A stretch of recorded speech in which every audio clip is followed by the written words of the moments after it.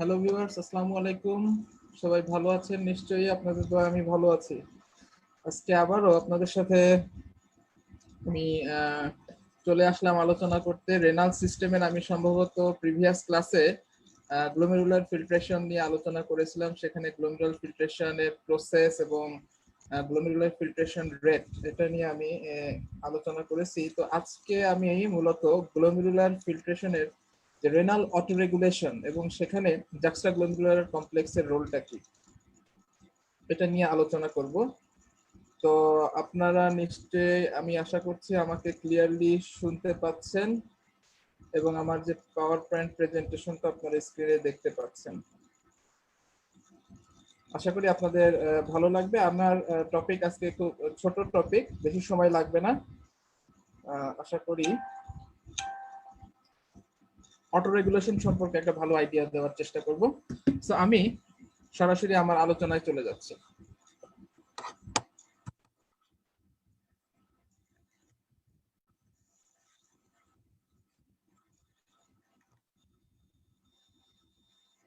Hello, আমাকে যদি clear শোনা যায় এবং দেখা যায়, একটু কমেন্ট বক্সে আপনাদের ফিডব্যাকটা দিতে পারেন, তাহলে আমি শিওর হব যে এভরিথিং ইজ ওকে। হ্যাঁ, আমার মনে হয় ঠিক আছে। আমার ভয়েসটা কি ক্লিয়ার?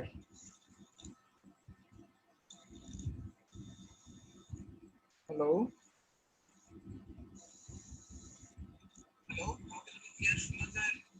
ওকে ফাইন, আমার মনে হয় এভরিথিং ইজ ওকে। ওকে, তো আসলে গ্লোমেরুলার ফিল্ট্রেশন এবং যে রেনাল ব্লাড ফ্লো, জিএফআর আমরা জানি 125 ml per minute, এবং রেনাল ব্লাড ফ্লো আমরা জানি যে 20% of the cardiac output. So এই কনস্ট্যান্ট জিএফআর মেনটেন করার জন্য কিন্তু কন্টিনিউয়াস যে রেনাল ব্লাড ফ্লো এটাকেও মেনটেন করতে হবে। কারণ হচ্ছে যদি ব্লাড ফ্লোটা চেঞ্জ হয়ে যায়, সেখানে জিএফআর যদি ভ্যারি করে, তাহলে কিন্তু আলটিমেটলি জিএফআর যদি বেড়ে যায়, তাহলে কিন্তু ইউরিনের সাথে ওয়াটার এবং ইলেকট্রোলাইট যদি এক্সেসিভ লস হয়, সেক্ষেত্রে কিন্তু ভলিউম ডিপ্লিশন সহ ইলেকট্রোলাইট ইমব্যালেন্স এগুলো হতে পারে। কারণ আমরা জানি কিন্তু কিডনি কিন্তু এই ঘটনাগুলো ঘটতে দেবে না। Kidney is very smart and very much efficient to maintain a constant rate of glomerular filtration and constant rate of blood flow. এখন কিডনির যে ইন্ট্রিনসিক মেকানিজম আছে, যে মেকানিজমের সাহায্যে কিডনি এটা মেনটেন করে, সেটা হচ্ছে অটো রেগুলেশন। তো যাই হোক, অটো রেগুলেশন সম্পর্কে আমি আজকে ডিটেল কথা বলবো। তো অটো রেগুলেশন বুঝতে হলে আমাদেরকে ফার্স্ট যেটা বুঝতে হবে সেটা হচ্ছে actually juxtaglomerular apparatus, that is the key player. এই জাক্সটাগ্লোমেরুলার অ্যাপারেটাস সম্পর্কে আমাদের একটু জানতে হবে, তাহলে আমরা খুব ইজিলি অটো রেগুলেশন সম্পর্কে বুঝতে পারবো। তো দেখা যাক, হোয়াট ইজ জাক্সটাগ্লোমেরুলার অ্যাপারেটাস। এটা একটা স্পেশালাইজড অর্গান বা আমরা কমপ্লেক্স স্ট্রাকচার বলতে পারেন, যেটা লোকেশন বা সিচুয়েশন বলা যায় যে নেয়ার দ্য গ্লোমেরুলাস, যে কারণে আসলে বলা হচ্ছে জাক্সটা। জাক্সটা মিন্স নেয়ার। এখানে যদি ফিগারটা খেয়াল করেন, এখানে খেয়াল করেন যে দিস ইজ দ্য অ্যাফারেন্ট আর্টেরিয়ল, দেন এটা বোম্যান্স ক্যাপসুলের ভিতরে মাল্টিপল ক্যাপিলারি টাফ ফর্ম বা নেটওয়ার্ক তৈরি করলো, দেন ইফারেন্ট আর্টেরিয়ল হয়ে চলে গেল। সো এই অ্যাফারেন্ট আর্টেরিয়ল এবং দেখেন এই রেনাল টিউবুলের যে distal part, specially the terminal portion of the ascending limb of loop of Henle এবং some part of the DCT that comes in very close contact with the afferent and efferent arteriole, but especially with the efferent arteriole. So some part of the distal tubule and the afferent arteriole, they comes in very close contact and forms a special structure or organ, a very complex structure that is known as juxtaglomerular apparatus or juxtaglomerular complex. তো যাই হোক, আমরা এটা আরো detail দেখবো। তো এখানে যদি বলি what are the components of juxtaglomerular complex বা জাক্সটাগ্লোমেরুলার অ্যাপারেটাস, শুরুতে আমরা দেখে নিই এখানে মূলত তিন বেসিক থ্রি টাইপস এর সেল আছে। একটাকে আমরা বলছি যে জাক্সটাগ্লোমেরুলার সেল বা জেজি সেল, বা এটার আরেকটা নাম আছে গ্র্যানুলার সেল। আমি একটু পরে বলবো কেন গ্র্যানুলার বলা হচ্ছে। আর একটা second type of cell macular densa, very very important, and the lacis cell বা যেটা এটাকে আমরা এক্সট্রাগ্লোমেরুলার মেসেঞ্জিয়াল সেলও বলে থাকি।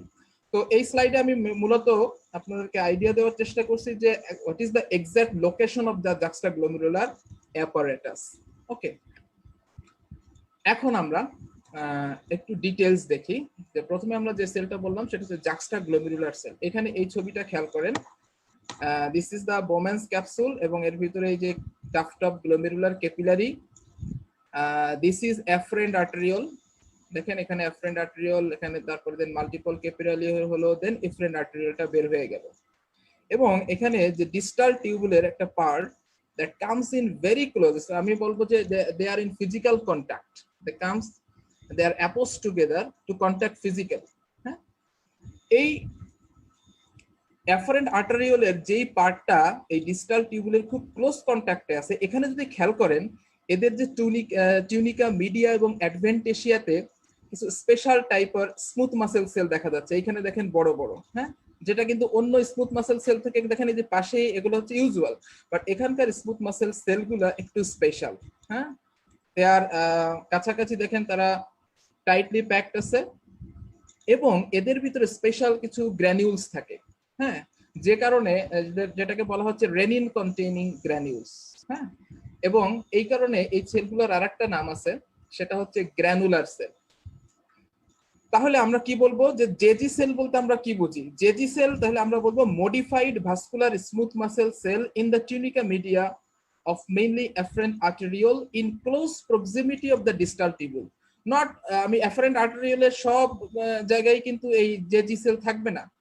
যে অংশটা ডিস্টাল টিউবুলের ক্লোজ প্রক্সিমিটিতে আসছে সেখানকার স্মুথ মাসেল সেলগুলা তারা মডিফাইড হয়ে স্পেশাল টাইপ অফ সেল তৈরি করছে, যাদেরকে আমরা আসলে বলতেছি যে জাক্সটাগ্লোমেরুলার সেল, জেজি সেল, অথবা অনেকে শুধু গ্র্যানুলার সেলও বলতে পারেন।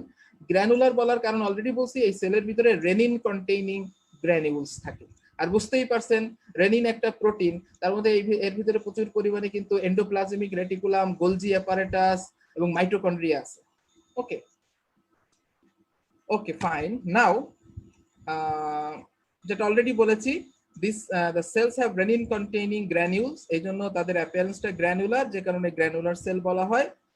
এবং আরেকটা ইম্পর্টেন্ট হচ্ছে they are richly supplied by sympathetic noradrenergic fibers, হ্যাঁ, and function as a tension receptor or baroreceptor হিসেবে কাজ করে। তাহলে baroreceptor মানে কি? baroreceptor কিন্তু স্ট্রেচিং হইলে বা প্রেসার পড়লে baroreceptor স্টিমুলেটেড হয়। সো তারা কিন্তু এই baroreceptor-এর মতো কাজ করছে। হ্যাঁ, তাদের উপরে যদি স্ট্রেচ পড়ে, হ্যাঁ, তাহলে কিন্তু এখানে আলটিমেটলি ডাইলেটেশন হবে। আবার এখানে বিটা 1 রিসেপ্টর আছে, যেখানে কিন্তু নরএপিনেফ্রিন, এই যে অলরেডি বলেছি যে সিম্প্যাথেটিক নরএড্রেনার্জিক ফাইবার, নরএপিনেফ্রিন সিক্রেশন হলে এই বিটা 1 রিসেপ্টরকে স্টিমুলেশন করবে এবং এখান থেকে রেনিন, এই যে গ্র্যানিউলসের ভিতরে রেনিন আছে, রেনিন সিক্রেশন করবে। ওকে, তো যাই হোক, বেসিক্যালি আমরা আন্ডার গ্রাজুয়েট স্টুডেন্টরা যখন পরীক্ষা দেবে তখন যেটা দ্য মোস্ট ইম্পর্টেন্ট ফাংশন যেটা মেনশন করাই লাগবে সেটা হচ্ছে JG cell secrete renin and ultimately renin activate the renin angiotensin system, যেটার সাথে আমরা অলরেডি পরিচিত। তো এটা নিয়ে আমরা পরে আলোচনা করব। So that's all about JG cell. এখন আমরা চলে আসি যে সেকেন্ড টাইপ অফ সেল, যেটা হচ্ছে ম্যাকুলার ডেন্সা সেল। ম্যাকুলার ডেন্সা সেল এরা আসলে ডিস্টাল টিউবুলার সেল। ওকে, এরাও দেখা যাচ্ছে, দেখেন এই ডিস্টাল টিউবুলের যেই পোরশনটা অ্যাফারেন্ট এবং ইফারেন্ট আর্টারিওলের ক্লোজ প্রক্সিমিটি বা ক্লোজ কন্ট্যাক্টে আছে, সেই পোরশনের সেলগুলা তারা কিন্তু একটু স্পেশাল অ্যারেঞ্জমেন্টে আছে। দে আর বলা, দেখেন ডেন্সলি প্যাকড, খুব পাশাপাশি খুব টাইটলি প্যাকড আছে এবং সেলগুলা কিন্তু একটু কলামনার টাইপ হয়ে গেছে। দেখেন নরমালি এটা কিউবয়েডাল থাকে, এখানে লম্বা লম্বা হয়ে গেছে। আচ্ছা, এবং এই সেলগুলাকে কেমোরিসেপ্টর হিসেবে কাজ করে এই ম্যাকুলার ডেন্সা সেল। এই সেলগুলোর নামই আসলে ম্যাকুলার ডেন্সা সেল। তাহলে আগে বলি যে ম্যাকুলার ডেন্সা সেল আসলে কারা। এরা আসলে টিউবুলার এপিথেলিয়াল সেল। ওকে, কোন পোরশনের? ডিস্টাল টিউবুলের কিছু যে অংশটা অ্যাফারেন্ট এবং ইফারেন্ট আর্টারিওলের ক্লোজ কন্ট্যাক্টে আছে, সেটাই আমি আসলে এখানে লিখছি। দেখেন specialised group of densely packed. এই ডেন্সলি প্যাকড এই কথাটা থেকেই আসলে ডেন্সা কথাটা আসছে। Epithelial cells in the distal tubules that comes in close contact with the afferent and efferent arterioles. আচ্ছা, এই ম্যাকুলার ডেন্সা কিন্তু খুবই ইম্পর্টেন্ট। জাক্সটাগ্লোমেরুলার অ্যাপারেটাসের স্ট্রাকচারে এই ম্যাকুলার ডেন্সা এবং জেজি সেল, এই দুইটা সেল হচ্ছে মেইনলি ইম্পর্টেন্ট। আমি অলরেডি বলেছি এই সেলগুলো কেমোরিসেপ্টরের মতো কাজ করে। কেমোরিসেপ্টর কারা? যে সমস্ত sell they are sensitive to change in chemical composition of fluid. যেমন আমরা দেখেছি যে সেন্ট্রাল কেমোরিসেপ্টর মেডুলাতে আছে, যেখানে সিএসএফ এর যদি পিএইচ চেঞ্জ হলে তারা খুব সেনসিটিভ। দেন পেরিফেরাল কেমোরিসেপ্টর আমরা দেখেছি রেসপিরেটরি সিস্টেমে, তাই না, অ্যাওর্টিক বডি, ক্যারোটিড বডিতে তারা দেখা যাচ্ছে carbon die oxide, hydrogen ion concentration, অক্সিজেনের পার্শিয়াল প্রেসার, এগুলো চেঞ্জ হলে এই সেলগুলো কিন্তু স্টিমুলেটেড হচ্ছে। তাহলে ম্যাকুলার ডেন্সার সেল এগুলাও কেমোরিসেপ্টর হিসেবে কাজ করবে, কারণ they are sensitive to change in chemical composition of the tubular fluid. Especially they are sensitive to change in sodium chloride concentration. Okay, এবং ডিস্টাল টিউবুল দিয়ে যখন ফ্লুইডটা ফ্লো হবে, এই ফ্লো রেট, হ্যাঁ, এই rate of flow of fluid through the distal tubule, this macular densa can sense this change in either rate in fluid, tubular fluid, or change in sodium chloride concentration. Okay, so আমরা এদেরকে বলতে পারি যে chemoreceptor বা sensor বলতে পারি। কি sense করতে পারে? they can sense the change of sodium chloride concentration in the tubular fluid. They can sense the change of rate of flow of fluid through the distal tubule. যেমন দেখেন GFR rate যদি কম বেশি হয় তাহলে কিন্তু flow distal tubule দিয়ে যে ফ্লুইডের যে ফ্লো সেটাও কিন্তু চেঞ্জ হবে বা কম বা বেশি হবে। বাট যেটাই হোক, this macular densa is very smart, they can detect this change. Okay, so ultimately এই ম্যাকুলার ডেন্সা এই চেঞ্জটাকে ডিটেক্ট করার পরে সে যে মেইন কাজটা করে সেটা একটা ফিডব্যাক দিবে, যে ফিডব্যাকটার নাম হচ্ছে টিউবুলো গ্লোমেরুলার ফিডব্যাক, যেটা নিয়ে আমি আজকে কথা বলবো পরে। এখান থেকে সে এই সিগন্যালটা কোথায় পাঠায় দেবে? এই যে অ্যাফারেন্ট আর্টেরিওলের যে জেজি সেল এবং স্মুথ মাসেল সেল, সেখানে সে একটা সিগন্যাল দিবে, যেটাই আসলে যেটাকে আমরা টিউবুলো গ্লোমেরুলার ফিডব্যাক বলছি, এবং সেই অনুপাতে অ্যাফারেন্ট আর্টেরিওল রেসপন্স করবে। হ্যাঁ, এই জন্য বলা হচ্ছে টিউবুলো গ্লোমেরুলার ফিডব্যাক। সো আমরা যদি পরীক্ষাতে জিজ্ঞেস করি যে ম্যাকুলার ডেন্সার ফাংশন কি, আমরা প্রথমেই বলতে পারি এটা একটা কেমোরিসেপ্টর হিসেবে কাজ করে। কেন কেমোরিসেপ্টর? কারণ সোডিয়াম ক্লোরাইডের কনসেন্ট্রেশন চেঞ্জ হলে তারা ডিটেক্ট করতে পারছে, এবং তারা rate of flow of fluid through the distal tubule সেটাকেও তারা ডিটেক্ট করতে পারছে। হ্যাঁ, সো তারা সেন্সর হিসেবে আমরা বলতে পারি they can act as a sensor, এবং তাদের মেইন রোল হচ্ছে এই টিউবুলো গ্লোমেরুলার ফিডব্যাক মেকানিজমে, যেটা আমরা ডিটেইল আজকে আলোচনা করব। তো যাক, ম্যাকুলার ডেন্সার সম্পর্কে আমরা একটা আইডিয়া পেলাম। এখন আমরা থার্ড টাইপ অফ সেল, যেটাকে আমরা বলছি ল্যাসিস সেল বা আমরা এক্সট্রা গ্লোমেরুলার মেসেঞ্জিয়াল সেল বলেছি। দেখেন এই যে ইফারেন্ট আর্টেরিওল এবং এই ডিস্টাল টিউবুল, এই তিনটা বাউন্ডারির মাঝখানে একটা ট্রায়াঙ্গুলার এরিয়া আছে। এই এরিয়াতে কিছু ইন্টারস্টিশিয়াল সেল থাকে, যাদেরকে আমরা বলছি এক্সট্রা গ্লোমেরুলার মেসেঞ্জিয়াল সেল। এই ধরনের সেল আমরা আগেও দেখেছি, যেটা হচ্ছে এই যে গ্লোমেরুলাসের ভিতরে ইন বিটুইন ক্যাপিলারিস, তাদেরকে আমরা বলছিলাম intra glomerular mesangial cell. But এখানকার গ্লোমেরুলার সেলগুলোকে আমরা বলবো মেসেঞ্জিয়াল সেলগুলোকে আমরা বলবো extra glomerular mesangial cells. Okay, বা এটার একটা নাম হচ্ছে ল্যাসিস সেল। এদের ফাংশন কি? এদের ফাংশনটা হচ্ছে mainly this cells relay signal from macular densa to the juxtaglomerular complex. কারণ দেখেন এই ম্যাকুলার ডেন্সা থেকে সিগন্যাল যখন জাক্সটাগ্লোমেরুলার কমপ্লেক্সে, তার মাঝখানে কিন্তু এই সেলগুলোর অবস্থান, ল্যাসিস সেল। সো তারা জাস্ট সিগন্যালটাকে রিলে করতেছে। ওকে, আরেকটা ইম্পর্টেন্ট ফাংশন যদি বলি, ইম্পর্টেন্ট না এখানে, আমি আসলে আজকের আলোচনায় এটা খুব একটা গুরুত্বপূর্ণ ইস্যু না, সেটা হচ্ছে this lacis cell secretes renin, especially in case of hyperactivity. Normally it is negligible, but hyperactive যদি কোনো কারণে হয়ে যায় সেক্ষেত্রে এরা কিছু সাম অ্যামাউন্ট রেনিন রিলিজ করতে পারে। তবে তাদের মেইন কাজ হচ্ছে ফ্যাগোসাইটিক অ্যাকশন আছে, তারা ইমিউন কমপ্লেক্সকে তারা কি করতে পারে? ফ্যাগোসাইটোসিস করতে পারে। ওকে, সো যাই হোক, তবে আজকের আলোচনায় ল্যাসিস সেলের মেইন কাজ হচ্ছে this cell relay signals from macular densa to the JG cell. Okay, তাহলে এখন আমরা চলে যাচ্ছি, তাহলে অ্যাজ এ হোল আমরা তো তিনটা ইন্ডিভিজুয়াল সেলের ফাংশন পড়লাম। এখন যদি আমাকে কেউ জিজ্ঞাসা করে, আচ্ছা what are the functions of juxtaglomerular apparatus, হ্যাঁ, স্টুডেন্টরা পরীক্ষার হলে বলে sir release renin. It is correct, but this is not a smart answer. আমরা বলবো যে যাতে স্যার এই বিষয়ে আরো কিছু কোশ্চেন করার সুযোগ পায়, আমরা সেইভাবে অ্যান্সার দিব। হ্যাঁ, আমরা বলবো যে sir regulation of blood volume and pressure. ঠিক আছে, কিভাবে রেগুলেশন অফ ব্লাড ভলিউম এবং প্রেশার কিভাবে করে মেনটেন করে সেই ব্যাপারে স্যার একটা প্রশ্ন করবে, এরপরে একটা সুযোগ থাকলো। প্লাস আরেকটা ফাংশন আমরা বলবো regulation of glomerular blood flow and GFR, এটার একটা পয়েন্ট বলবো। তাহলে স্যারকে আমি কিন্তু আমার দুইটা পথ দেখাই দিলাম, এখন আপনি এই যে কোনো একটা লাইনে আসেন, এই আমাকে প্রশ্ন করতে পারেন। ওকে, সো আমরা শুরুতে যদি দেখি রেগুলেশন অফ ব্লাড ফ্লো এবং প্রেসার, আমরা জানি যে জাক্সটাগ্লোমেরুলার অ্যাপারাটাসে যে জেজি সেল তারা রেনিন সিক্রেট করে, এবং রেনিন আমরা জানি রেনিন এনজিওটেনসিন সিস্টেম। তো স্যার স্বাভাবিক প্রশ্ন করতে পারে, আচ্ছা তুমি যে বললা ব্লাড ভলিউম প্রেসার রেগুলেশন করে কিভাবে, সাথে সাথে বলবেন স্যার এখানে যে রেনিন রিলিজ করে জেজি সেল, এই রেনিনের মাধ্যমে আমরা জানি রেনিন এনজিওটেনসিন সিস্টেমের মাধ্যমে এটা বডি ফ্লুইডের ভলিউম কন্ট্রোল করতে পারতেছে, প্লাস প্রেসারটাকে কন্ট্রোল করতে পারতেছে। দেখো এরপরে যদি স্যার রেনিন এনজিওটেনসিন সিস্টেমে চলে যায় তো ভালো। তো আজকে আমি ওইদিকে যাব না, আজকে আমি নিয়ে আসতে চাচ্ছি regulation of glomerular blood flow and GFR. হ্যাঁ, এখানে এই ফাংশনটা মেইনলি করবে হচ্ছে ম্যাকুলার ডেন্সার সেল।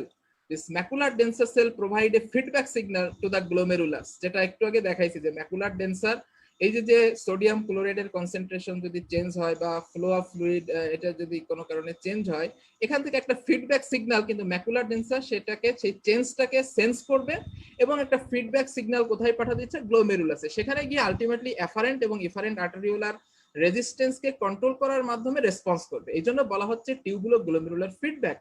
এবং এই টিউবুলো গ্লোমেরুলার ফিডব্যাকটাই আসলে যে রেনাল যে অটো রেগুলেশন আমরা বলতেছি, যে auto regulation of the blood flow এবং জিএফআর, এটার মেইন মেকানিজমটাই হচ্ছে tubulo glomerular feedback.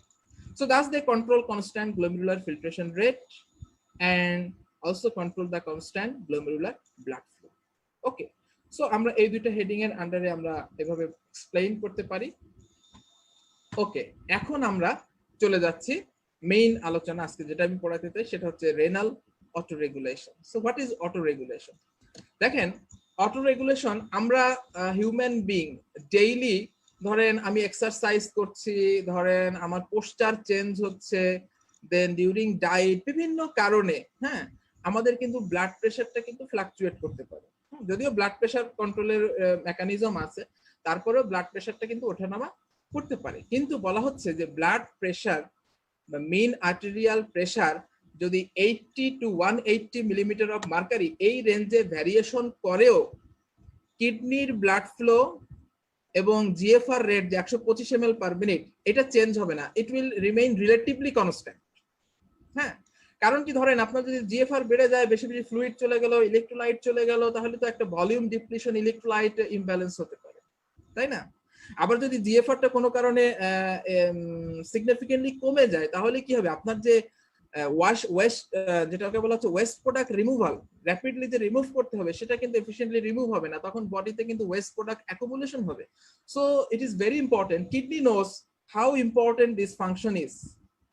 Okay, so by any means kidney has to maintain its own blood flow at a constant rate and the filtration rate at a constant rate, that is 125 ml per minute. So your kidney is very smart and very much efficient.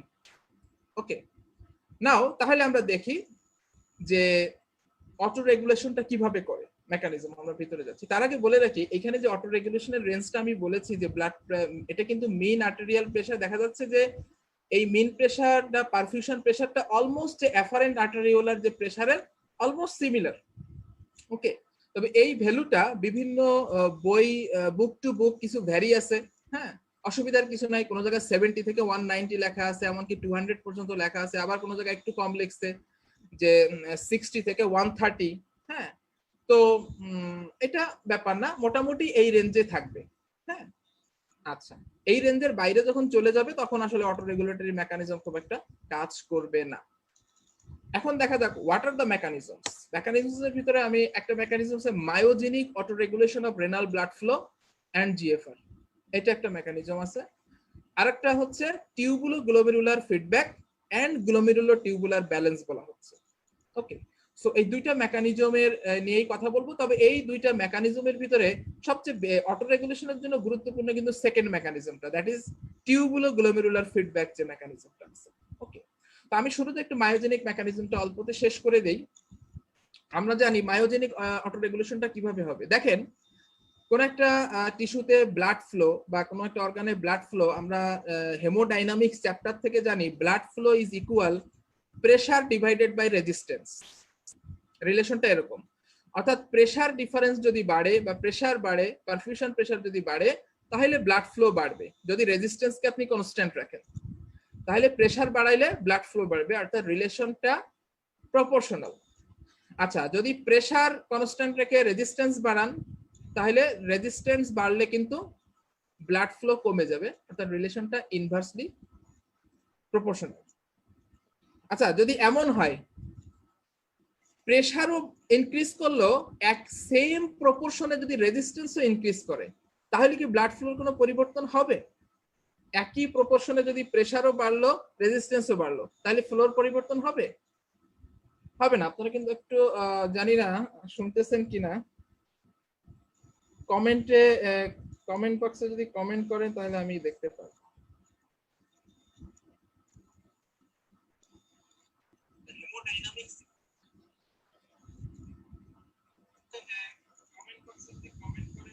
আচ্ছা, যাই হোক, যেটাই হোক, যদি pressure এবং resistance দুইটা একই সাথে চেঞ্জ হয়, প্রেসারের যে চেঞ্জ হলো সেই অনুপাতে রেজিস্ট্যান্সও বেড়ে গেল, অথবা প্রেসার কমে গেল সেই একই অনুপাতে যদি রেজিস্ট্যান্সও ড্রপ করে, তাহলে কিন্তু আলটিমেটলি এই ব্লাড ফ্লোর উপর তেমন একটা সিগনিফিকেন্ট চেঞ্জ হবে না। ওকে, তাহলে আমরা একটু দেখি। ধরেন কোনো কারণে ব্লাড প্রেসার বেড়ে গেল, দেখেন এই যে প্রেসারটা বেড়ে গেল, হ্যাঁ, তাহলে পারফিউশন প্রেসার বেড়ে গেল, তাহলে increase perfusion pressure, increase flow through efferent arteriole দিয়ে ব্লাড ফ্লোটা বেড়ে যাচ্ছে, তাহলে কি হবে? এফারেন্ট আর্টারিওলে যখন ব্লাড ফ্লোটা বাড়বে, তখন এফারেন্ট আর্টারিওলার ওয়ালে কি হবে? স্ট্রেচিং হবে, হ্যাঁ, স্ট্রেচটা ইনক্রিজ করবে। তাহলে স্ট্রেচটা যখন ইনক্রিজ করবে, তখন এফারেন্ট আর্টারিওল কি করবে? ইন রেসপন্স সে কনস্ট্রিক্ট করবে, কারণ ডিউ টু স্ট্রেচিং এর কারণে কিছু ক্যালসিয়াম চ্যানেল ওপেন হবে। এই ক্যালসিয়াম সরাসরি আসলে ব্যাপারটা আমি যদি ডিটেল বলি, কিছু সোডিয়াম চ্যানেল ওপেন হওয়ার কারণে প্রথমে সোডিয়াম ঢুকবে, সোডিয়াম ঢুকে এটা ডিপোলারাইজেশন হবে। যখন ডিপোলারাইজেশন হবে, তখন smooth muscle, smooth endoplasmic reticulum থেকে, এটা তো স্মুথ মাসেল তাই না, সেখানে স্মুথ এন্ডোপ্লাজমিক রেটিকুলাম থেকে ক্যালসিয়াম রিলিজ হবে, এবং ক্যালসিয়াম রিলিজ হওয়ার কারণে এই ভাস্কুলার স্মুথ মাসেলটা কনস্ট্রিক্ট করবে। হ্যাঁ, তাহলে স্ট্রেচিং এর কারণে আলটিমেটলি কি হলো? এই ক্যালসিয়াম ইনফ্লাক্স হয়ে ভাস্কুলার স্মুথ মাসেল কনস্ট্রিক্ট করলো, এবং দেখেন এখানে যে এফারেন্ট আর্টেরিওলটা কনস্ট্রিক্ট করলো। তাহলে যদি কনস্ট্রিকশন হয়, তাহলে এফারেন্ট আর্টেরিওলার রেজিস্ট্যান্সও কি হবে? বেড়ে যাবে। তাহলে দেখেন শুরুতে প্রেসার বাড়ছিল, এখানে ফ্লো বাড়ছিল, বাট এর রেসপন্সে কিন্তু আপনার এফারেন্ট আর্টেরিওলার রেজিস্ট্যান্সটাও বেড়ে গেল। এই যে এখন রেজিস্ট্যান্স বেড়ে গেল, তাহলে প্রেসারও বেড়ে গেল, রেজিস্ট্যান্সও বেড়ে গেল। তাহলে আলটিমেটলি ব্লাড ফ্লোর কোনো পরিবর্তন হবে? তাহলে দেখেন এই যে ন্যারো এফারেন্ট আর্টেরিওল দিয়ে এখানে ব্লাড কম আসবে, সো এখানে কিন্তু প্রেসারটা ফল করবে এবং জিএফআরটা আবার আগের নরমাল ভ্যালুতে ফিরে আসবে। Increase afferent arteriolar resistance, blood flow remain constant or minimum change, ultimately GFR it will be maintained. আমি বোঝাতে পারলাম কিনা জানি না, আমি যে জিনিসটা বোঝানোর চেষ্টা করছি যে আসলে এখানে actually afferent arteriole is playing the role. যখনই এখানে ফ্লো বেড়ে গেছে, পারফিউশন প্রেসার বেড়ে গেছে, এই স্ট্রেচিং এর কারণে afferent arteriole কি করলো? কনস্ট্রিক্ট করলো। কনস্ট্রিক্ট করার কারণে এই যে অতিরিক্ত ব্লাড ফ্লো আসতেছিল সেটা আর আসতে পারলো না। হ্যাঁ, তার রেজিস্ট্যান্স বাড়াই দেওয়ার কারণে আলটিমেটলি ব্লাড ফ্লো যা ছিল সেটাই মেনটেন হবে এবং জিএফআরটাও সেম থাকবে। This is called myogenic autoregulation. ঠিক রিভার্স ঘটনাটা ঘটবে কখন? যদি কোনো কারণে ধরেন এখানে প্রেসারটা কমে গেল, কোনো কারণে পারফিউশন প্রেসার যদি কমে যায়, তখন কি করবে? এই অ্যাফারেন্ট আর্টেরিওলারও ডাইলেট করবে, তার মানে রেজিস্ট্যান্স কমে যাবে, অর্থাৎ এখানে প্রেসারও কমবে, রেজিস্ট্যান্সও কমবে। দুইটা যদি একই অনুপাতে কমে, তাহলে ব্লাড ফ্লোর কোনো চেঞ্জ হবে না, blood flow will remain constant. But there is a physiological limit. ওই যে যেটা বলেছি যে 80 থেকে 180 এই রেঞ্জের মধ্যে যদি ফ্লাকচুয়েট করে কোনো কারণ, কিন্তু ইন কেস অফ শক, ধরো যেখানে মিন প্রেসার যে 60 নিচে নেমে চলে আসছে, তখন কিন্তু আর এই রেসপন্স কাজ করবে। ওকে, আচ্ছা, আরেকটা জিনিস বলি, যদিও আমি এখানে মায়োজেনিক অটোরেগুলেশনটা দেখাইছি যে জিএফআর জিএফআর কে অটোরেগুলেট করছে, কিন্তু এটা আসলে জিএফআর এর বেশি হচ্ছে কম হচ্ছে এটাকে আসলে সেন্স করতে পারে না। এই মেকানিজমটা আসলে মেইনলি প্রোটেক্টিভ মেকানিজম, কারণ এখান দিয়ে যদি কোনো কারণে পারফিউশন প্রেসার অনেক বেড়ে যায় এবং অনেক বেশি ব্লাড গ্লোমেরুলার ক্যাপিলারি বেডে, এমনিতেই প্রেসার বেশি, এখানে যদি আরো বেশি প্রেসার বেড়ে যায়, এই ক্যাপিলারি গুলো রাপচার হয়ে যাবে, ড্যামেজ হয়ে যেতে পারে। সো এই মেকানিজমটা আসলে কিন্তু একটা প্রোটেক্টিভ মেকানিজম হিসেবে কাজ করতেছে গ্লোমেরুলার ক্যাপিলারি বেডের জন্য। হ্যাঁ, এই জন্য অনেক সায়েন্টিস্ট বা ফিজিওলজিস্টই অটো রেগুলেশন অফ জিএফআর এখানে এই মায়োজেনিক মেকানিজমটা তারা শুনতে চায় না। হ্যাঁ, তো যা হোক, আমরা জাস্ট মেকানিজমটা জেনে রাখলাম। মেইন মেকানিজম হচ্ছে টিউবুলো গ্লোমেরুলার ফিডব্যাক মেকানিজম। আমরা চলে আসি। আচ্ছা, টিউবুলো গ্লোমেরুলার ফিডব্যাক মেকানিজম আলোচনা করতে চাই। শুরুতে আমরা একটু দেখে নেই যে ম্যাকুলার ডেন্সাটা আসলে কিভাবে সিগন্যালিং মেকানিজমটা কাজ করতেছে, তাহলে আমাদের বুঝতে সুবিধা হবে।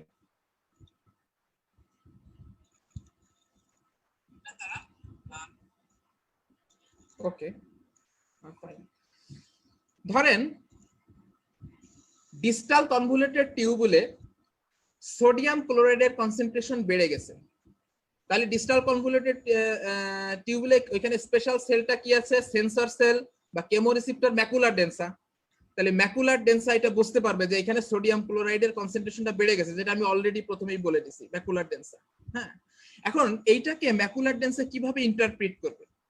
এখানে সোডিয়াম ক্লোরাইড বেড়ে গেছে, হোয়াট ডাজ ইট ইন্ডিকেটস? বা ম্যাকুলার ডেন্সা সেটাকে কিভাবে ইন্টারপ্রিট করছে? ম্যাকুলার ডেন্সা বুঝবে আচ্ছা সোডিয়াম ক্লোরাইডের কনসেন্ট্রেশন বেড়ে গেছে, তার মানে এইখান দিয়ে ফ্লো অফ ফ্লুইড, এই rate of flow of fluid through the DCT এটা বেড়ে গেছে। দেখেন indicates more flow of filtrate through the DCT, তার মানে জিএফআর বেড়ে গেছে। তার মানে ম্যাকুলার ডেন্সা বুঝে ফেললো যে জিএফআর কিন্তু বেড়ে গেছে। অলসো সে আরো কি জিনিস বুঝবে, মনে করবে যে ব্লাড প্রেশারটাও বেড়ে গেছে এবং ব্লাডের ভলিউমটাও হয়তো বা কোনো কারণে বেড়ে গেছে। So these are the information that will be sensed by macular densa by simply sensing the sodium chloride concentration. Sodium chloride concentration বেড়ে গেছে, এইটা দ্বারা সে এতগুলো ইনফরমেশন পেয়ে গেল যে হয়তো বা জিএফআর বেড়ে গেছে, ব্লাডের ভলিউম বাড়ছে, ব্লাড প্রেশার বেড়ে গেছে। তাহলে এখন ম্যাকুলার ডেন্সা এইটা যখন সে ইন্টারপ্রিট করলো, সে এই ইনফরমেশনটাকে একটা ফিডব্যাক সিগন্যাল কোথায় পাঠাই দেবে? ওই যে অ্যাফারেন্ট আর্টারিওলে, অর্থাৎ যেখানে জেজি সেল আছে।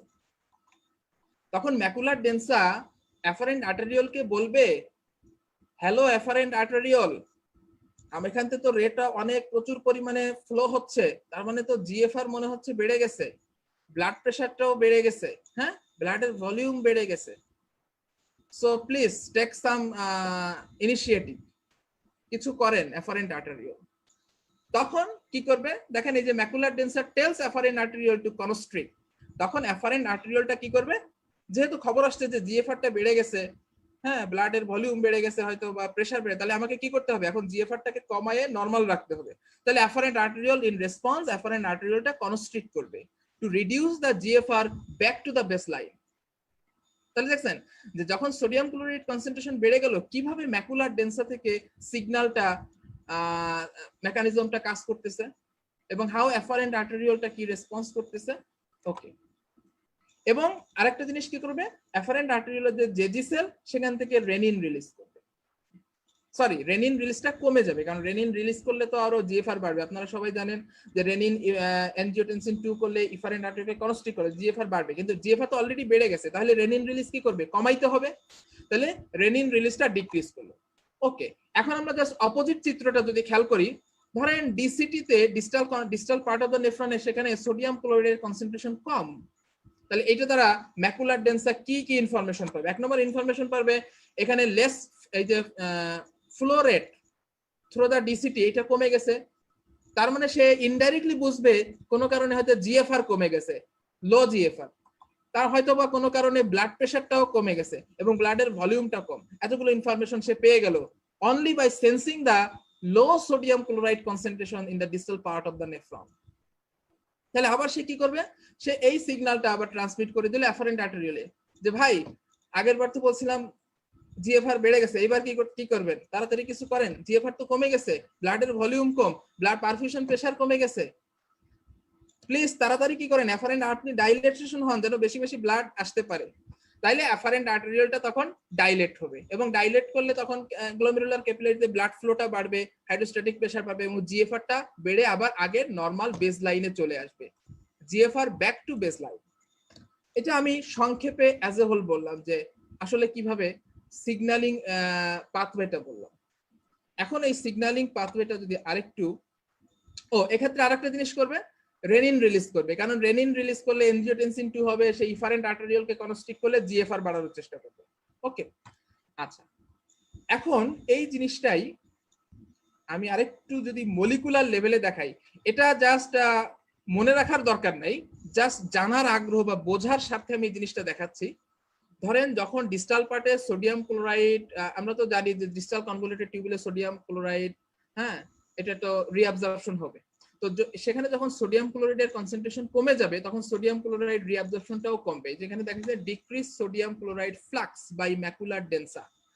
যখন ম্যাকুলার ডেন্সাতে সোডিয়াম ক্লোরাইড ফ্লাক্সটা কমে যাচ্ছে তখন কিন্তু এখানকার এই ম্যাকুলার ডেন্সাতে প্রোস্টাগ্ল্যান্ডিন তৈরি করবে, স্পেশালি প্রোস্টাগ্ল্যান্ডিন I2 এবং প্রোস্টাগ্ল্যান্ডিন E2, এবং এই প্রোস্টাগ্ল্যান্ডিন গুলো গিয়ে কি করবে, এফারেন্ট আর্টেরিওলে যে জেজি সেল আছে, জাক্সটাগ্লোমেরুলার সেল, সেখানে গিয়ে বাইন্ড করে সিগন্যাল দিবে এবং জেজি সেল থেকে তখন রেনিন রিলিজ করবে, হ্যাঁ, এবং এফারেন্ট আর্টেরিওলটা ডাইলেট করবে। আচ্ছা, আমি তাহলে ডায়াগ্রামের মাধ্যমে যদি দেখাই, ধরেন দিস ইজ, এই যে আমার লেফট হ্যান্ডে যে সেলটা দেখতে পাচ্ছেন, this is the distal convoluted tubule, এটা ম্যাকুলার ডেন্সা সেল। নরমালি যখন সোডিয়াম ক্লোরাইড ফ্লাক্স কম হয় তখন এখানে দেখেন এই ম্যাকুলার ডেন্সা সেলের ভিতরে যে আর্জিনিন একটা অ্যামাইনো অ্যাসিড থেকে এখানে নাইট্রিক অক্সাইড হলো, এবং নাইট্রিক অক্সাইড আর একটা এনজাইমকে এনহ্যান্স করতেছে, সেটা হচ্ছে সাইক্লো অক্সিজেনাস এনজাইম 2 বা COX-2 বলি। এই COX-2 আলটিমেটলি আবার প্রোস্টাগ্ল্যান্ডিন সিনথেসিসকে স্টিমুলেট করতেছে। তাহলে দেখেন এই যে প্রোস্টাগ্ল্যান্ডিন I2 এবং E2 যেটার কথা আমি বললাম, তাহলে ম্যাকুলার ডেন্সা সেল থেকে এই প্রোস্টাগ্ল্যান্ডিন রিলিজ হলো, রিলিজ হয়ে দেখেন সে আলটিমেটলি ল্যাসিস সেল হয়ে কোথায় চলে আসলো, এই জাক্সটাগ্লোমেরুলার সেল, এফারেন্ট আর্টেরিওলে যে জাক্সটাগ্লোমেরুলার সেল, সেখানে এসে কি করতেছে দেখেন, এইখানে প্রোস্টাগ্ল্যান্ডিনের জন্য রিসেপ্টর আছে, এই যে PGR রিসেপ্টর, এটার সাথে বাইন্ড করলো, বাইন্ড করলে এখানে GS একটা স্টিমুলেটরি প্রোটিন আছে, তাকে স্টিমুলেট করবে এবং আলটিমেটলি এটিপি কে ভেঙে ভেঙে সাইক্লিক এমপি তৈরি করবে, এবং সেলের ভিতরে, এই জেজি সেলের ভিতরে যখন সাইক্লিক এমপির পরিমাণ বেড়ে যাবে তখন ওই যে এর ভিতরে যে গ্র্যানিউল গুলি আছে, রেনিন কন্টেইনিং গ্র্যানিউলস, সেই গ্র্যানিউলস গুলো থেকে রেনিন রিলিজ হয়ে এই যে রেনিন ব্লাডে চলে আসলো। That is the pathway. এটা কখন হবে, যখন লেস সোডিয়াম ক্লোরাইড থাকবে in the distal part of the nephron. Okay, আচ্ছা, এখন অপোজিট ঘটনা যদি আমরা চিন্তা করি, যখন সোডিয়াম ক্লোরাইড বেশি থাকতেছে, তাহলে দেখেন এই যে দেখেন প্রচুর পরিমাণে সোডিয়াম ক্লোরাইড ম্যাকুলার ডেন্সাতে ঢুকতেছে, এখানে একটা কো ট্রান্সপোর্ট মেকানিজম আছে, সোডিয়াম ক্লোরাইড পটাশিয়াম কো ট্রান্সপোর্ট। ওকে, আচ্ছা, এই আবার এই ব্যাসোল্যাটারাল মেমব্রেনে সোডিয়াম পটাশিয়াম এটিপিএজ আছে, তাহলে যেহেতু এখান থেকে সোডিয়াম ক্লোরাইড ট্রান্সপোর্ট বেড়ে গেছে, যেহেতু সোডিয়াম ক্লোরাইড ট্রান্সপোর্ট এটা তো অ্যাক্টিভ ট্রান্সপোর্ট, তার মানে এই যে এই এটিপিএস এনজাইমটা অ্যাক্টিভিটিটা বাড়বে, এখানে এটিপি হাইড্রোলাইসিসটা বেশি হবে। এটিপি হাইড্রোলাইসিস যদি বেশি হয়, এখানে দেখেন এটিপি থেকে আলটিমেটলি এডিপি, সেখান থেকে অ্যাডিনোসাইন তৈরি হবে। তাহলে অ্যাডিনোসাইনটা কখন তৈরি হলো, যখন এই সোডিয়াম ক্লোরাইড ফ্লাক্স বা এই সোডিয়াম ক্লোরাইড কনসেন্ট্রেশনটা বেড়ে গেছে, তখন কিন্তু এই বেশি বেশি এডিপি ফর্মেশন হচ্ছে এবং এটিপি থেকে অ্যাডিনোসাইন তৈরি হচ্ছে। এই অ্যাডিনোসাইন তখন ম্যাকুলার ডেন্সা সেল থেকে রিলিজ হয়ে কোথায় চলে গেল, দেখেন এই যে এফারেন্ট আর্টেরিওলের এখানে আসছে। এখানে খুব মজার ব্যাপার একটা খেয়াল করেন, এই অ্যাডিনোসাইনের রিসেপ্টর এবং এটিপির জন্য রিসেপ্টর আছে এই ভাস্কুলার স্মুথ মাসেলে। কোথাকার ভাস্কুলার স্মুথ মাসেলে, যে এফারেন্ট আর্টেরিওলে। এখানে এসে এরা বাইন্ড করলো, বাইন্ড করার পরে দেখেন এখানে ক্যালসিয়াম ইনফ্লাক্স হবে, এবং ক্যালসিয়াম ইনফ্লাক্স হওয়ার কারণে এই ভেসেলটা কি করবে, কনস্ট্রিকশন করবে, এফারেন্ট আর্টেরিওলার কনস্ট্রিকশন। তাহলে একটা রেসপন্স হলো এফারেন্ট আর্টেরিওলার কনস্ট্রিকশন।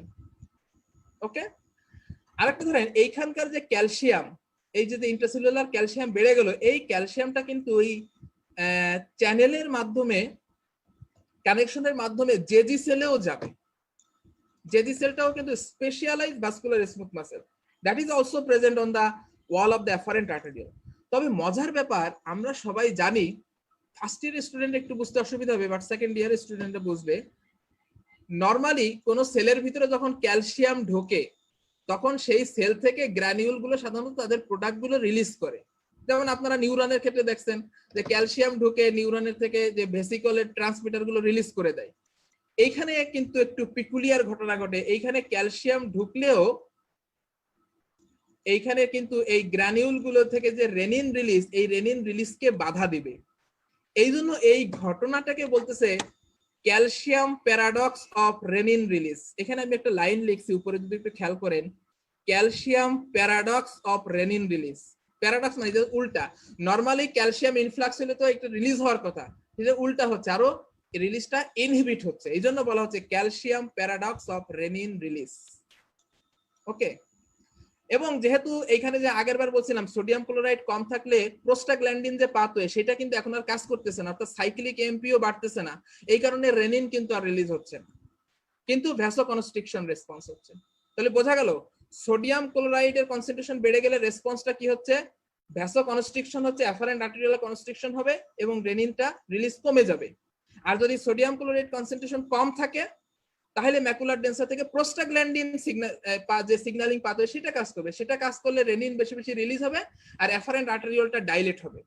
বোঝা গেল? এই যে সিগন্যালিং পাথওয়েটা আমি বোঝানোর চেষ্টা করছি, এইটা যদি আপনারা আমি বোঝাতে পারি তাহলে এখন যে টিউবুলো গ্লোমেরুলার ফিডব্যাক আমাদের সব বইতে যে ফ্লো চার্টটা দেওয়া আছে সেটা আমাদের বুঝতে খুব সুবিধা হবে। তাহলে এখন খেয়াল করে আমরা একটু দেখি।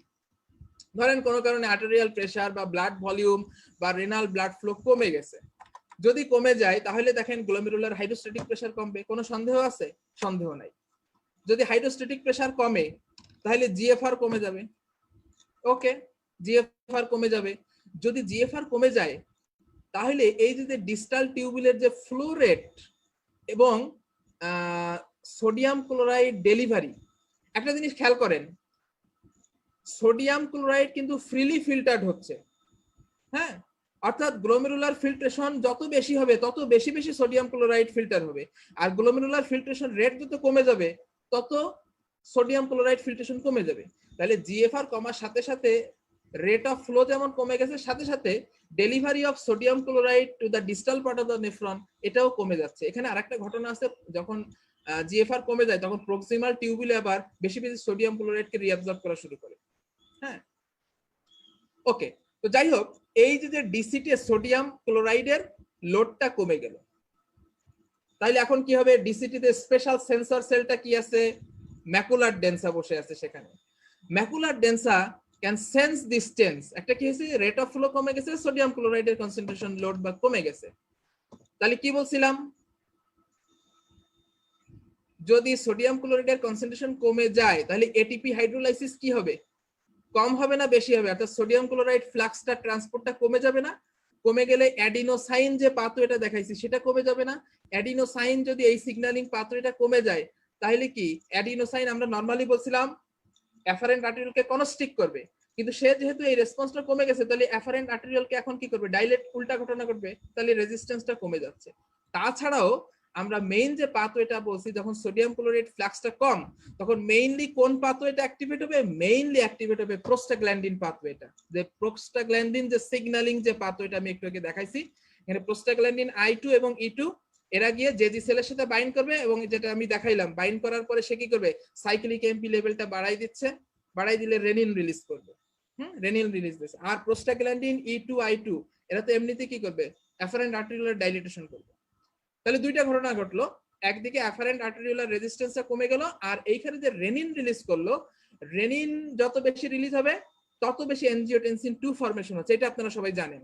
আর এনজিওটেনসিন 2 কি করে, ইফারেন্ট আর্টেরিওলার কনস্ট্রিকশন করবে, ইফারেন্ট আর্টেরিওলার রেজিস্ট্যান্সটাকে বাড়াই দিল। তাহলে খেয়াল করেন কি ঘটনা হলো, অ্যাফারেন্ট আর্টেরিওলার রেজিস্ট্যান্সটা কমে গেল, but efferent arteriolar resistance টা বেড়ে গেল। So what will be the result?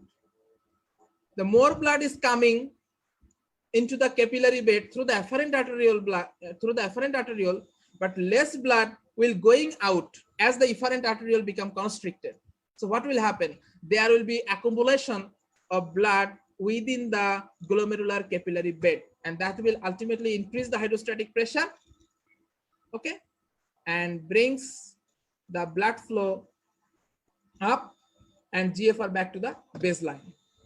So that is how this tubuloglomerular feedback mechanism is working, and that is how this macula densa is playing the key role in this signaling mechanism. Okay, তাহলে এইটা যদি আমরা বুঝি তাহলে reverse ঘটনাটাও আমরা বুঝবো। ওকে, ধরেন just উল্টাটা, কোনো কারণে আর্টেরিয়াল প্রেসার বেড়ে গেছে বা ব্লাডের ভলিউম বেড়ে গেছে বা রেনাল ব্লাড ফ্লোটা বেড়ে গেছে, তাহলে কি হবে? তাহলে হাইড্রোস্ট্যাটিক এই রেনাল ব্লাড ফ্লোটা বাড়ার কারণে কি হলো? পারফিউশন প্রেসার বেশি বেশি পারফিউশন হবে, ব্লাড ফ্লো বাড়বে, হাইড্রোস্ট্যাটিক প্রেসার বাড়লো। তাহলে এখানে কিন্তু উল্টাটা হবে, জিএফআর বাড়বে। জিএফআর যদি বাড়ে তাহলে কিন্তু এই ডিস্টাল টিউবুল দিয়ে ফ্লো রেটটা বেড়ে যাবে, বেড়ে গেলে সোডিয়াম ক্লোরাইডের ডেলিভারি ইন দ্য ডিসিটি সেটাও বেড়ে যাবে। তাহলে এইবার ম্যাকুলার ডেন্সার কি দেখবে যে আরে সোডিয়াম ক্লোরাইড বেড়ে গেছে, তার মানে কি জিএফআর বেড়ে গেছে। তখন এই ম্যাকুলার ডেন্সারে সোডিয়াম ক্লোরাইড বেশি বেশি রিঅ্যাবজর্ব হবে, হলে কি হবে? এই অ্যাডিনোসাইন পাথওয়েটা তখন আপার হ্যান্ড নেবে। আর অ্যাডিনোসাইনটা যদি বেশি বেশি সিক্রেশন হয়, তাহলে এই সিগন্যালিং পাথওয়েটা যদি আপার হ্যান্ড নেয় তাহলে কি হবে? অ্যাডিনোসাইন কি বলছিলাম, অ্যাফারেন্ট আর্টেরিওলার ভাস্কুলার স্মুথ মাসল সেখানে রিসেপ্টর, সেখানে গিয়ে কনস্ট্রিকশন করবে এবং রেনিন রিলিজকে কমাই দিবে। ওকে, তাহলে আলটিমেটলি অ্যাফারেন্ট আর্টেরিওল যদি কনস্ট্রিক্ট করে আর দিক দিয়ে রেনিন রিলিজ কমে যায়, তাহলে আলটিমেটলি আবার কি হবে? ব্লাড ফ্লো টু দা গ্লোমেরুলাই কমে যাবে এবং জিএফআরটা কমে আবার নরমালে চলে আসবে।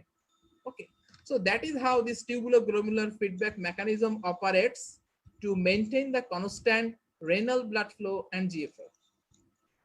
আমার মনে হয় আমি বোঝাতে সক্ষম হয়েছি।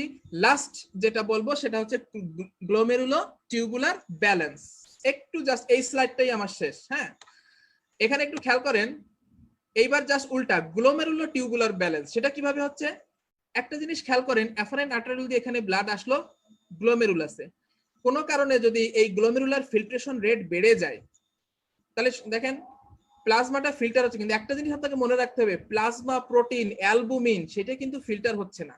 তাহলে এখানে যত বেশি ফ্লুইড ফিল্ট্রেশন হচ্ছে তত বেশি প্লাজমা প্রোটিনের কনসেন্ট্রেশন কিন্তু এই ইফারেন্ট আর্টারিওলে বেড়ে যাবে, অ্যাকুমুলেশন হচ্ছে। তাহলে এখানে কিন্তু কলয়েডাল যে অঙ্কোটিক প্রেসার এটা কিন্তু বেড়ে যাবে। যদি কলয়েডাল অঙ্কোটিক প্রেসার বেড়ে যায় এই ব্লাডটাই কিন্তু আলটিমেটলি এই যে ইফারেন্ট আর্টারিওল হয়ে আলটিমেটলি পেরিটিউবুলার ক্যাপিলারিতে আসবে। তাহলে খেয়াল করেন, তাহলে এখন এই পেরিটিউবুলার ক্যাপিলারি, হ্যাঁ, বা এই যে ইফারেন্ট আর্টারিওল এখানকার অঙ্কোটিক প্রেসার বেশি না? যদি অঙ্কোটিক প্রেসার বাড়ে তাহলে এখন বলেন এইখান থেকে ফ্লুইড কোন দিকে যাবে? দেখেন টিউবুলার ফ্লুইড থেকে যেদিকে অঙ্কোটিক প্রেসার সেদিকে যাবে, তাহলে রিঅ্যাবজর্পশন বেশি বেশি হবে, পিসিটি তে রিঅ্যাবজর্পশন বাড়বে, দেন লুপ অফ হেনলি থেকে বেশি বেশি সলিউট এবং ইলেকট্রোলাইট রিঅ্যাবজর্পশন হবে। তাহলে দেখেন জিএফআর বাড়ার কারণে রেসপন্সটা কি হলো? টিউবুল থেকে বেশি বেশি জিনিস রিঅ্যাবজর্পশন করা শুরু করলো, নয়তো কি হবে? সব তো ওয়াশ আউট হয়ে চলে যাবে, তখন তো ইলেকট্রোলাইট ডিস্টারবেন্স দেখা যাবে। এইটাকে বলা হচ্ছে গ্লোমেরুলার টিউবুলার ব্যালেন্স। এটাই আমি একটু ফ্লো চার্টে এখানে দেখাইছি। দেখেন কোনো কারণে যদি জিএফআর বাড়ে ফিল্ট্রেশনটা বেড়ে গেল, ফিল্ট্রেশন যদি বাড়ে concentration of plasma protein at the efferent arteriole, plasma প্রোটিনের কনসেন্ট্রেশনটা বিল্ড আপ করতেছে, যে কারণে এই ইফারেন্ট আর্টারিওল এবং পেরিটিউবুলার ক্যাপিলারিতে কিন্তু অঙ্কোটিক প্রেসার বেড়ে যাচ্ছে এবং ভাসার একটা সঙ্গে অঙ্কোটিক প্রেসার বেড়ে যাচ্ছে। যদি বাড়ে তাহলে কি হবে? এই পেরিটিউবুলার ক্যাপিলারি, ভাসার একটা, হ্যাঁ, এগুলোতে কি হবে? বেশি বেশি রিঅ্যাবজর্পশন হবে। তাহলে রিঅ্যাবজর্পশন করে সেটাকে ব্যালেন্স করে ফেলো, যে বেশি ফিল্ট্রেশনটা হয়েছিল সেটাকে আবার বেশি বেশি রিঅ্যাবজর্পশনের মাধ্যমে সার্কুলেশনে ফিরে গেল, অর্থাৎ ব্যালেন্স করে দিল। এই জন্য এই রেসপন্সটাকে বলা হচ্ছে glomerulo tubular balance. Okay, thank you. আমি এরপরে হচ্ছে ক্লিয়ারেন্স নিয়ে আমি আজকে কথা বলবো না, আমি রেনাল ফাংশন টেস্ট নিয়ে যদি কথা বলি সেখানে আন্ডারে কিভাবে সেই চ্যাপ্টারে আমি আলোচনা করব কিভাবে জিএফআর মেজার করা হয়, প্লাজমা ক্লিয়ারেন্স কি জিনিস, ইনুলিন, এগুলো নিয়ে সেই। তো আজকে এই পর্যন্তই মোটামুটি আমি ইউরিন ফরমেশনের ফার্স্ট স্টেপ শেষ। That's all about glomerular filtration, then glomerular filtration rate and auto regulation of glomerular filtration and renal blood flow. এরপরে যদি নেক্সট আপনাদের সাথে দেখা হয় আমি সেকেন্ড ইউরিন ফরমেশনের সেকেন্ড স্টেপ নিয়ে কথা বলবো। So thank you very much. আজ এ পর্যন্তই, সবাই ভালো থাকবেন, আল্লাহ হাফেজ।